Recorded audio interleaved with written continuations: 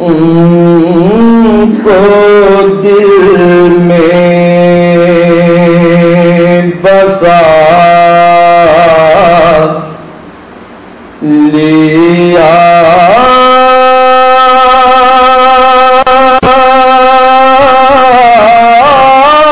ہم نے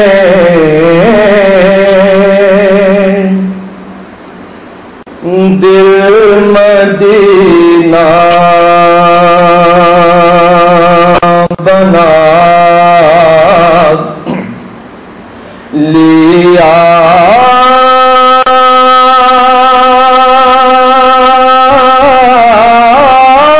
ہم نے دل مدینہ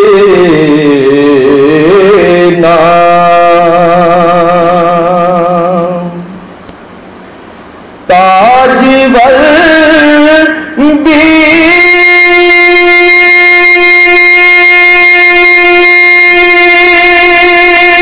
جہاں پہ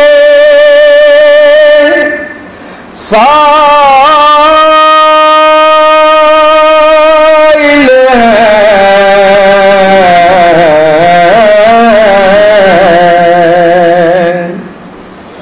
تاج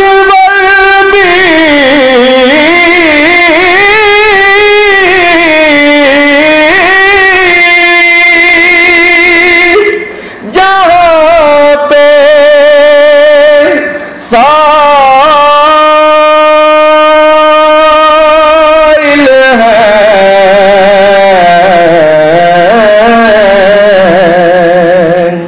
ایسا دربار پا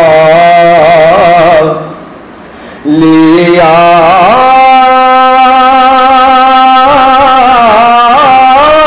ہم نے ایسا دربار پا لیا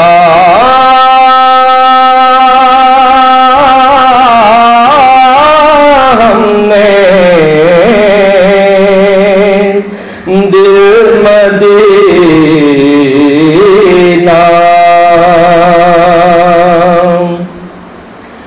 مل گئے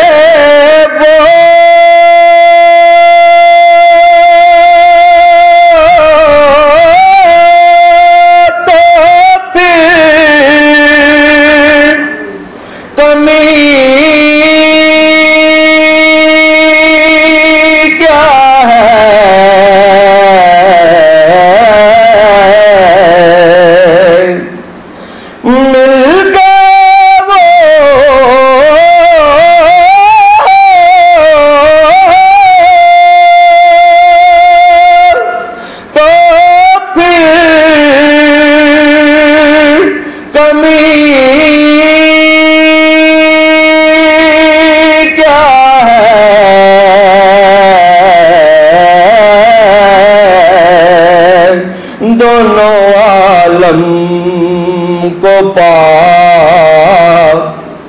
لیا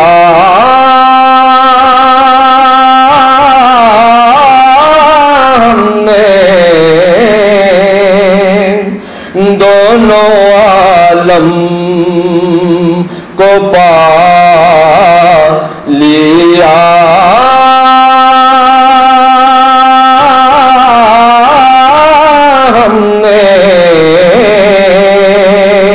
دل مدینہ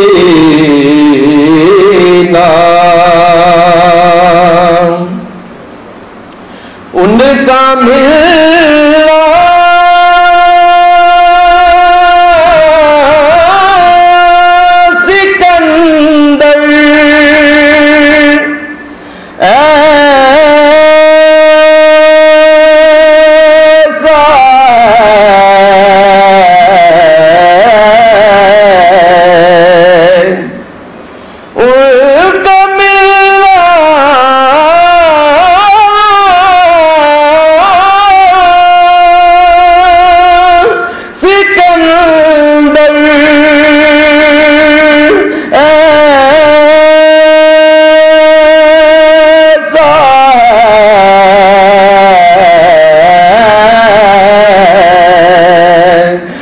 جیسے خالق کو پا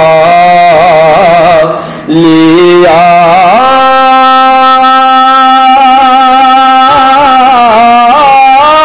ہم نے، جیسے خالق کو پا لیا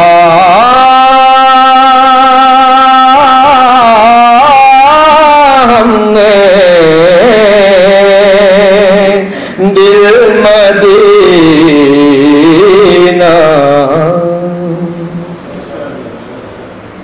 جزاک اللہ جی۔ یہ برادر ظہیر بٹ آپ کے سامنے تلاوت نعت رسول مقبول پیش کر رہے تھے۔ آپ حرف آغاز کے لیے میں محترم ڈاکٹر اسلم ڈار صاحب سے درخواست کروں گا وہ تشریف لائیں۔ محترم ڈاکٹر اسلم ڈار صاحب۔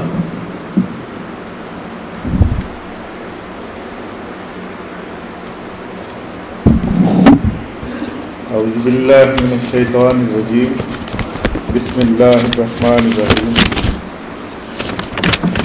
جناب نعیم جاوید صاحب صدر مجلس، مہمان خصوصی جناب ڈاکٹر انیس احمد صاحب، آج کا یہ میرا خوشگوار فریضہ ہے کہ میں آج کے مقرر جناب ڈاکٹر انیس احمد صاحب کا کچھ تھوڑا سا تعارف آپ کے سامنے پیش کروں، اور تھوڑی سی بات اگر کچھ ہوئی تو موضوع کے بارے میں حضور صلی اللہ علیہ وسلم بحیثیت تاجر، عصر حاضر کے مسائل اور ان کا حل۔ سب سے پہلے جناب ڈاکٹر انیس احمد کسی تعارف کے محتاج نہیں، صاحب علم و قلم ہیں اور قلم سے جہاد کر رہے ہیں۔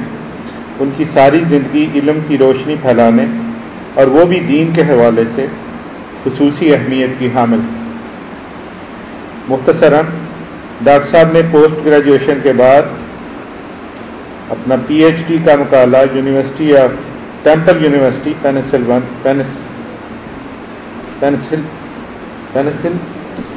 پینسلوینیا یو ایس اے سے کیا۔ وہ ماہر عمرانیات ہیں اور ان کا خصوصی کام مطالعہ اسلام اور ادیان کا تقابلی جائزہ، کمپیریٹو اسٹڈی آف ریلیجنس۔ آج کا رفاع یونیورسٹی کے وائس چانسلر ہیں، قبل ازیں انٹرنیشنل اسلامک یونیورسٹی کے وائس پریزیڈنٹ رہے ہیں۔ 2 فیکلٹیز ہیومن سائنس اور فیکلٹی اصول الدین کے بانی ڈین، اور اسی ادارے میں بانی ڈائریکٹر دعویٰ اکیڈمی، کئی ساری عالمی اور قومی یونیورسٹیوں کے وزٹنگ پروفیسرز، خصوصی طور پر چین، ملائیشیا اور امریکہ کی کئی یونیورسٹیوں میں وزٹنگ پروفیسر کے طور پہ کام کر چکے ہیں۔ پاکستان میں بھی national defence college, staff college, war college, Shariah academy اور اس طرح کے دیگر جو ہماری پوسٹ گریجویٹ علمی اور تحقیقی ادارے ہیں، یونیورسٹیز ہیں، ان میں اپنے قیمتی مقالہ جات پیش کر چکے ہیں۔ انسٹیٹیوٹ آف پالیسی اسٹڈیز جو کہ پاکستان میں پالیسی اسٹڈیز کے طور پہ ایک جانا پہچانا نام ہے، اس کے وائس چیئرمین ہیں۔ مجلہ ویسٹ اینڈ اسلام کے ایڈیٹر ہیں۔ اس کے علاوہ بھی بہت سارے فیدرز ان کی کیپ میں ہیں۔ تو میں سمجھتا ہوں کہ ان کے اور آپ کے درمیان زیادہ دیر کھڑے رہنا یہ صحیح بات نہیں۔ وہ آئیں گے اور اپنا آج کے موضوع پہ بات کریں گے۔ مختصر ایک اور بات عرض کرنا چاہوں گا سیالکوٹ کے حوالے سے کہ سیالکوٹ میں ہم نے خواجہ ذکاء الدین صاحب کے زیر نگرانی ایک مائکرو فائنانس سسٹم، جس میں قرض حسنہ کے طور پہ تھوڑی سی رقم جو محروم ہمارے بھائی ہیں ان کے لیے ہم نے شروع کیا ہے، جس میں وہ اپنی آمدنی بڑھانے کا کام کر سکتے ہیں۔ اس کے علاوہ ہم چاہتے ہیں کہ آپ ہماری رہنمائی فرمائیں کہ یہ تو مائکرو فائنانس ہے، اس سے بڑے جگہوں پہ کام کرنے کے لیے ہمیں آپ کی گائیڈنس، آپ کی رہنمائی کی ضرورت ہے، جس سے ہم کوئی ایسا ہر طرح کام کر سکیں جو اسلام کی روح کے مطابق بھی ہو اور ہمارے ملک کی جو صنعتی یا دیگر تجارتی پیداوار میں یا جی ڈی پی بڑھانے میں وہ ہمارے ممکن ہو سکے. اس معاملے میں آپ کی ہمیں گائیڈنس درکار ہے. جہاں تک اس ادارے کا معاملہ ہے، یہ سیرت اسٹڈی سینٹر یہ ایک تحقیقی ادارہ ہے. اس میں ہمارے ڈائریکٹر محترم پروفیسر جبار صاحب پچھلے دنوں اللہ کو پیارے ہو گئے، اور اس کے ساتھ ہی ہمارے بانی وائس پریزیڈنٹ محترم پروفیسر امین جوید صاحب بھی اللہ کو پیارے ہوئے ہیں. یہ دونوں ہماری بانی شخصیات تھیں اس ادارے کے حوالے سے، اور ان کا کام بے مثال تھا. تحقیق کے معاملے میں بھی ہمیں آپ کی رہنمائی کی ضرورت ہے کہ جس سلسلے میں ہم اس ادارے کو جس لیے ہم نے بنایا اس میں کچھ کمیاں رہ گئی ہوئی ہیں. آپ جیسے اسکالرز کی ہمیں رہنمائی کی ضرورت ہے. یہ مختصر سی بات آپ کے حوالے سے میں چاہوں گا کہ یہ جو آداب کسب و تجارت ہیں، ہم بہت سے لوگ جو تجارت کرتے ہیں، کاروبار کرتے ہیں، فیکٹریاں بھی چلاتے ہیں، لیکن ہمیں معذرت کے ساتھ ہم میں سے بہتوں کو مجھ سمیت اس کے اسلامی آداب کا شاید پتہ نہیں، جس کی وجہ سے ہم شاید وہ اصول اور ضوابط اچھے طریقے سے ان کو فالو نہیں کرتے، جس کی وجہ سے ہم بہت ساری محرومیوں کا شکار ہیں. اب تشریف لائیں گے جناب پروفیسر انیس احمد صاحب، اور آپ کا بہت بہت شکریہ.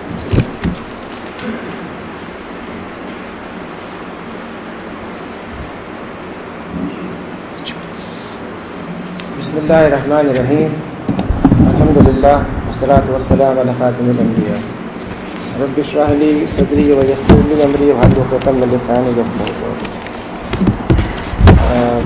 برادر عزیز میاں نعیم جاوید صاحب،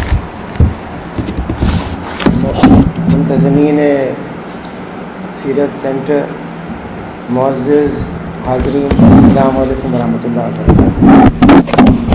قبل اس کے کہ میں گفتگو کا آغاز کروں، میں چاہوں گا کہ یہ میرا پہلا موقع ہے اس سینٹر میں آنے کا، اور خاص طور پہ پہلا موقع ہے ہمارے انتہائی عزیز بھائی اور ساتھی پروفیسر امین جاوید صاحب کے انتقال کے بعد میں چاہوں گا کہ سورہ الفاتحہ اور سورہ اخلاص پڑھ کر کے ایک دعا کر لی جائے. بسم اللہ الرحمن الرحیم.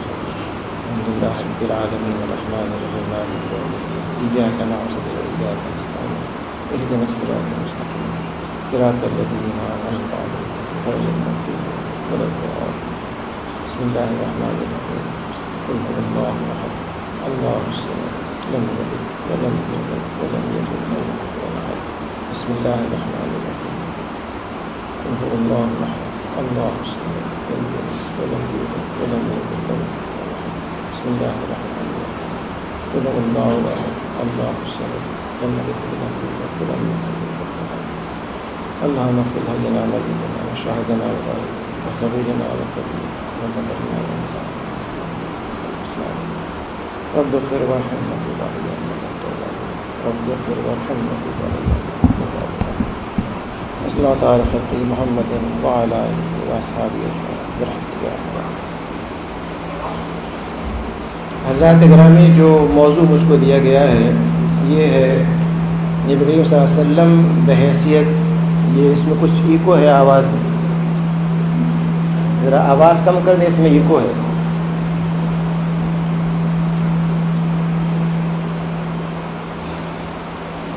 جو موضوع مجھ کو دیا گیا ہے یہ ہے صلی اللہ علیہ وسلم کے حوالے سے کہ بحیثیت تاجر آپ نے ہمیں کیا اصول دی.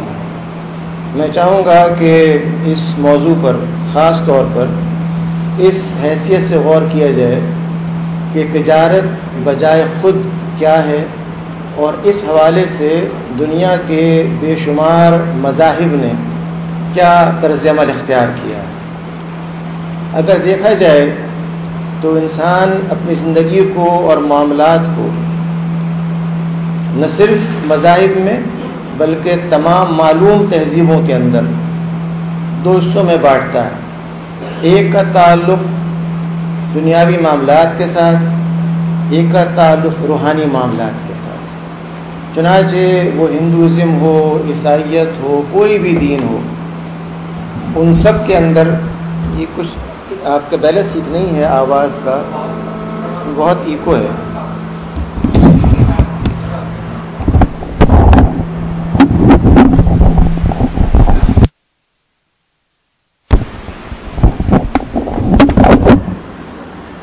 معاف کیجیے اس انٹرپشن کے لیے. میں یہ عرض کر رہا تھا کہ دنیا کے جو بھی مذاہب ہمارے علم میں ہیں اور تہذیبیں ہمارے علم میں ہیں، ان سب کو اگر دیکھا جائے تو یہ معلوم ہوتا ہے کہ انسانی زندگی کو دو خانوں میں تقسیم کر دیا گیا، اور اس تقسیم کے اندر بالعموم ہم یہ سمجھتے ہیں کہ اخلاقیات اور مذہبی تعلیمات ان کا تعلق انسان کی ذاتی زندگی کے ساتھ ہے، جبکہ اس کے معاشرتی معاملات، اس کے معاشی معاملات، سیاسی معاملات، ان سب کے لیے ہم ایک الگ اخلاقوں کا اصول مرتب کرتے ہیں. چنانچہ ہم کہتے ہیں کہ بزنس ایتھکس یہ ہے، پولیٹیکل ایتھکس یہ ہے، سوشل ایتھکس یہ ہے، اور اس کو بھی ہم بالعموم اخذ کرتے ہیں اپنے ان تجربات سے جو مختلف معاشروں میں پیش آتے ہیں. گویا ہر معاشرے کے لحاظ سے ایک تجارتی اخلاقیات، ایک سیاسی اخلاقیات وجود میں آ جائے گی، اور آخر کار انسان کی زندگی خانوں میں بڑھ جاتی ہے. ان میں سے ایک خانہ ہمیشہ رہتا ہے روحانیت کا، جسے وہ مذہب کے نام پر پر کر لیتا ہے. دین اسلام کی یہ خصوصیت ہے کہ وہ اس تقسیم کو نہیں مانتا. چنانچہ قرآن کریم میں بہت سے مقامات پر اور ایک مقام پر بہت ہی واضح الفاظ میں یہ بات سمجھائی گئی ہے کہ جب آپ کو اللہ کا ذکر کرنا ہو تو اس کی شکل بہترین کیا ہوگی. چنانچہ سورہ الجمعہ میں یہ بات کہی جاتی ہے کہ جب جمعے کے دن تمہیں پکار سنائی دے اللہ کا ذکر کرنے کے لیے تو چلے آؤ مسجد کی طرف، تیزی کے ساتھ آؤ اور اللہ کے نام کو بلند کرو، اس کے ذکر کو اختیار کرو. لیکن یہ کہنے کے بعد پھر یہ بات کہی جاتی ہے کہ اب تم زمین پر پھیل جاؤ، اللہ کا فضل تلاش کرو، لیکن یہ تلاش کرتے ہوئے اللہ کے ذکر میں کثرت کرو. کیا وجہ ہے قرآن کریم دو مرتبہ اس بات کو دہراتا ہے؟ فَاسْعُوا إِلَىٰ ذِكْرِ اللَّهِ کہہ کر کے پہلے بلاتا ہے مسجد کی طرف، پھر کہتا ہے فَانْتَشِرُوا فِي الْأَرْضِ پھیل جاؤ وَابْتَغُوا مِن فَضْلِ اللَّهِ، اور پھر کہتا ہے ذکر میں کثرت کرو.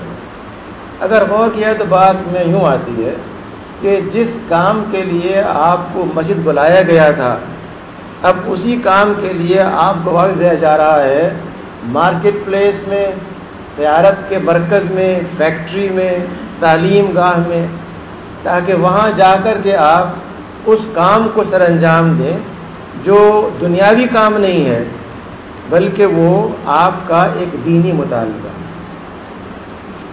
اللہ تعالیٰ کے حقوق کے بارے میں ہمیں ہر ایک یہ جانتا ہے کہ صرف وہ اس بات کا مستحق اس کی بات کی جائے، لیکن بندوں کے حقوق کے بارے میں ہم یہ بات بھول جاتے ہیں کہ بندوں کی ضروریات پوری کرنے کے لیے بے شمار کام ایسے ہیں جن کی حیث فرض کفایہ کی ہے. اگر کسی معاشرے کے اندر لوگ بیمار ہوتے ہیں اور ہوتے رہے ہیں اور آپ وہاں پر کسی ایک فرد کو یہ تربیت نہ دیں کہ وہ کس طرح سے صحت کو لوگوں کی بحال کرے، تو سب افراد پر ایک شدید گناہ عائد ہوگا. یہ گویا ایک فرض کفایہ ہے کہ کچھ افراد آپ کے ایسے ہوں جو لوگوں کی بیماری کا علاج کر سکیں، اور ایسی فرض کفایہ ہے کہ چونکہ لوگوں کو ضرورت پیش آئے گی قرآن کریم کے بارے میں، سیرت پاک کے بارے میں معلومات کرنے کی، تو معاشرے میں ایسے افراد لازماً ہوں جو اس شعبے میں گہری نگاہ رکھتے ہوں.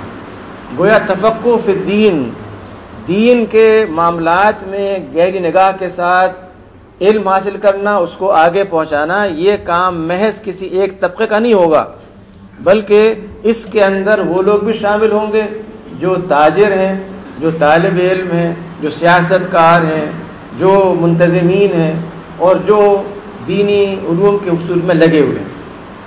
اس قرآن کریم کے حوالے سے یہ بات سامنے آتی ہے کہ اسلام دنیاوی اور روحانی معاملات کو یکجا کر کے انٹیگریٹ کر کے یہ چاہتا ہے کہ آپ ان سب کے اندر اخلاق کا ایک ہی اصول استعمال کریں۔